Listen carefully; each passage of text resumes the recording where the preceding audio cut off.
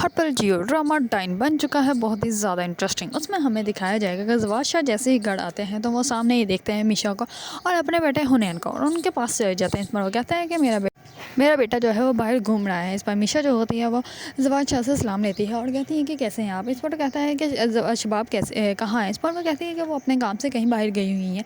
इस पर वो कहता है कि क्या बात है, क्या जादू कर दिया तुमने कि पहले तो वो इसको छोड़ के कहीं जाते नहीं थे, अब वो इसको छोड़ के बाहर चली गई है। इस पर वो कहती है कि बस देख लें, ये मोहब्बत का जादू है, जिस पे भी चलता है वो जान लेकर ही छोड़ता है। इस पर जो होता है जवाद शाह थोड़ा सा हैरान हो जाता है।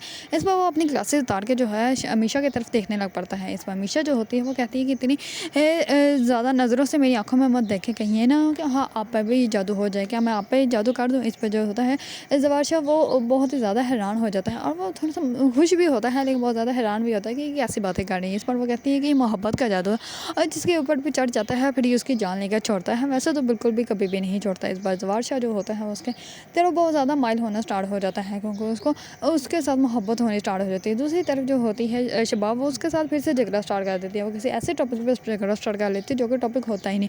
उसको कहते हैं कि निहाल को जो है वो जल्दी से जल्दी डिवोर्स देकर फाड़क होता है, जबकि उसको पता है कि निहाल जो है वो जिंदा ही नहीं है। इस पर जो होता है जवाद शाह वो कहता है कि जब मैंने उसको डिवोर्स देनी होगी तो मैं दे दूँगा, इतनी भी जल्दी किस बात की है, और वैसे भी मैं टाइम निकाल के जाऊँगा उसके घर तो जाके डिवोर्स दे दूँगी। इस पर जो होती है शबाब वो कहती है कि उसके घर जाने की क्या ज़रूरत है, पेपर से बनवाओ उसके घर भेज दो, बस बात ख़त्म।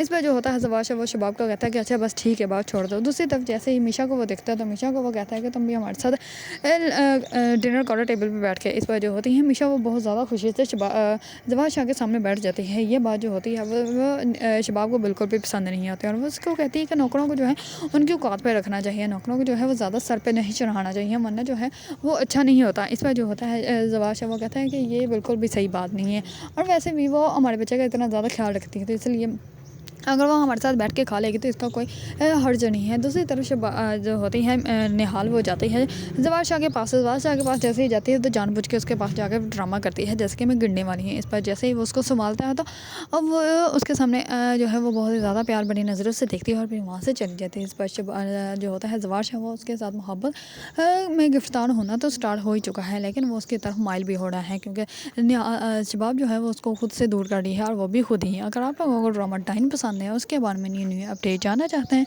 तो मेरे चैनल को लाइक कमेंट एंड सब्सक्राइब करना मत भूलिएगा।